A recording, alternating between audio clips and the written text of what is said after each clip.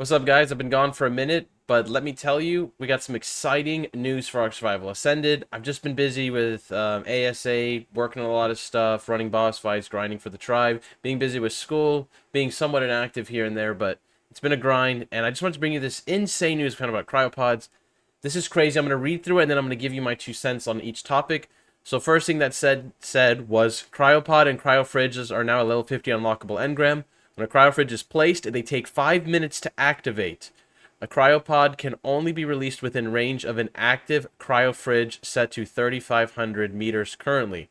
Cryopod cannot be released if there are enemies nearby set to 3,500 meters currently. Dinos cannot be cryopoded if damaged within 60 seconds. Dino's mating cooldown will now tick down correctly within a cryopod.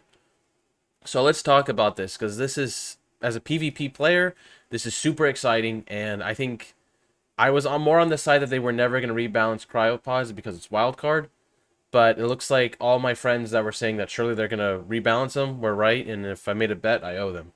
But looking at this, I think the biggest thing is cryopods cannot be released within 3,500 meters of a dino. Do you guys know what that means? That literally means, like, you could, in fact, like, just have dinos in your cave. Let's say you're built on Carno. That's the best example I can give you. You're built on Carno. You can't throw your cryopods on Carno Island. Carno is actually OP. Like, you still have to go and walk your dinos to Carno in order to raid Carno. Now, I hope they keep this mechanic, and let me explain kind of why. I think OG Ark PvP is like some of the best in terms of like having to prep, having to get your teams ready, having to walk them, etc. I think that is amazing, and I'm very happy to actually see that this is kind of a thing, because what this does is this actually makes it to where, like, you still have to actually set up your fob somewhere else. You have to come and move your teams over. You know, you can't just drop a fob, like, 200 meters away because you're outside of, like, let's say structure, like, enemy foundation range, and you can't just start throwing an army of dinosaurs outside somebody's base.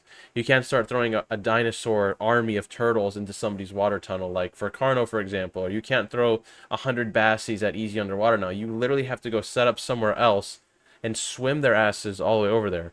That is good content. That is what we like to see. I'm actually very impressed with that. Now, the biggest thing, and I heard my friend Badge talk about this, that he loves this, is dinos cannot be cryopoded if damaged within 60 seconds. This one, I love like this much, but hate like this much. And reason being is because, like, I have saved some of my tames because of this mechanic. Where, like, I could just cry and I'm like, oh, I saved my Giga by like 50 health. Like, one more shot, it would have died. But then also on the other end, when I'm PvPing and I'm telling the tribe, shoot the Giga, and the guy's just sitting there, and you see this giant fucking bullshit hexagon thing flying across the screen, and the Giga just gets saved. It's annoying as hell. It's annoying. So this is fantastic. These are great changes. The problem, though, that I can definitely see with this, like, range thing that they have is I feel like it's definitely gonna make raiding caves hard, but it's also gonna make defending caves hard. And the reason why, and you guys may not be thinking about this, is because, like, yes, like, if you are raiding, like, it's harder because you can't just sit at the entrance of their cave throwing dinosaurs, but it also makes it hard on the defending end, because now if their dinosaurs actually, like, if dinosaurs are actually, like, say, like, outside your cave, you yourself cannot throw dinosaurs out. So basically what that means is, with this system and Ark moving forward, you need to actually have, like, standby dinos basically in your cave ready to fight. So for example, if you're built in easy, you need to have, like, standby squids that are for PvP, not just for breeders, or like standby bassies to soak. Like, same thing with, like, let's say you're in Carno, you need to have Theries, like, lined up, saddled, ready to go to defend. You guys may not know this, but you can TP Theries into the Carno tunnel with teleporter, and obviously with cryopods now you can throw them.